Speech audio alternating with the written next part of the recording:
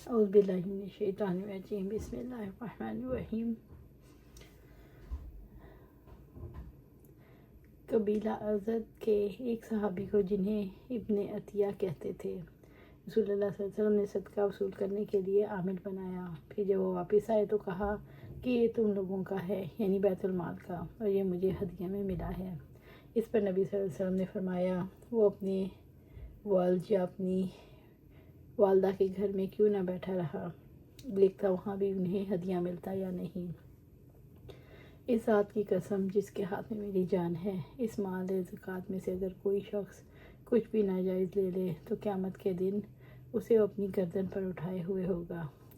اگر اونٹ ہے تو اپنی آواز نکالتا ہوا آئے گا، گائے ہے تو اپنی، اور اگر بکری ہے تو اپنی آواز نکالتی ہوئی آئے گی۔ پھر آپ نے اپنے ہاتھ اٹھائے یہاں تک کہ ہم نے آپ کی بغل والی کی سفیدی بھی دیکھ لی، اور فرمایا، اللہ کیا میں نے تیرا حکم پہنچا دیا ہے، اللہ کیا میں نے تیرا حکم پہنچا دیا۔ 3 مرتبہ آپ نے یہی فرمایا۔ اس سے ناجائز ہدیہ کی مذمت ثابت ہوئی۔ حاکم عامل جو لوگوں سے ڈالیاں وصول کرتے ہیں وہ بھی رشوت میں داخل ہے۔ ایسے ناجائز مال حاصل کرنے والوں کو قیامت کے دن ایسے عذاب برداشت کرنے کے لیے تیار رہنا چاہیے۔ اگر ہبہ یا ہبہ کا وعدہ کر کے کوئی مر جائے اور وہ چیز موہوب لے جس کو ہبہ کی گئی اس کو نہ پہنچی ہو۔ امام حسن بصری نے کہا، فریقین میں سے خواہ کسی کا بھی پہلے انتقال ہو جائے، ہبہ موہوب لے کے ورثہ کو ملے گا جب موہوب لے کا وکیل اس پر قبضہ کر چکا ہو۔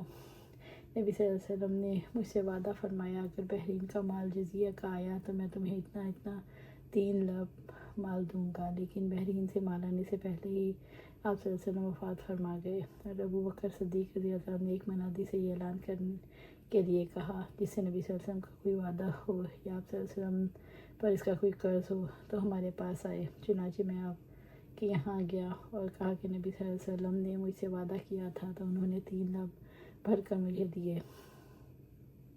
امام بخاری کا مطلب یہ ہے، گویا آپ صلی اللہ علیہ وسلم نے جابر کو مشروط طور پر بحرین کے مال آنے پر 3 لب مال ہبہ فرما دیا، مگر نہ مال آیا اور نہ آپ پورا کر سکے۔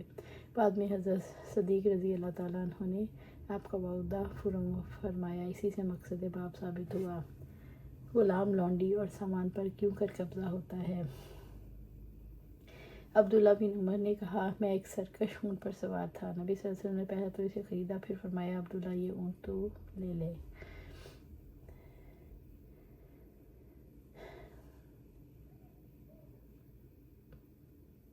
آپ صلی اللہ علیہ وسلم نے چند قبائیں تقسیم کی اور مخرمہ رضی اللہ تعالیٰ عنہ کو اس میں سے ایک بھی نہیں دی۔ انہوں نے مجھ سے کہا، بیٹے چلو آپ صلی اللہ علیہ وسلم کی خدمت میں چلیں۔ میں ان کے ساتھ چلا۔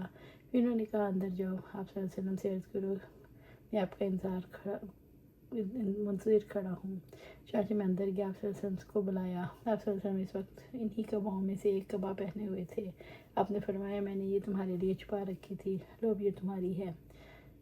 مسعود نے بیان کیا، میرے والد مخرمہ نے قبا کی طرف دیکھا، آپ صلی اللہ علیہ وسلم نے فرمایا، مخرمہ خوش ہو یا نہیں؟ والد نے کہا، اب مخرمہ راضی ہوا۔ باب سے نکلتا ہے، جب آپ نے وہ اچکن مخرمہ خریدی تو ان کا قبضہ پورا ہو گیا۔ جمہور کے نزدیک ہبہ میں جب تک موہوب لے کا قبضہ نہ ہو اس کی ملک پوری نہیں ہوتی، اور مالکیہ کے نزدیک صرف عقد سے ہبہ تمام ہو جاتا ہے۔ البتہ اگر موہوب لے اس وقت تک قبضہ نہ کرے، واہب کسی اور کو وہ چیز ہبہ کر دے تو ہبہ باطل ہو جائے گا۔ آپ اللہ سبحانہ تعالیٰ سے دعا ہے، قرآن و سنت پر عمل کرنے کی توفیق دے، اس پر جمع دے، اور جنت الفردوس کے اعلیٰ مقام پر اپنے پاس گھر عطا فرمائے۔ آمین یا رب العالمین۔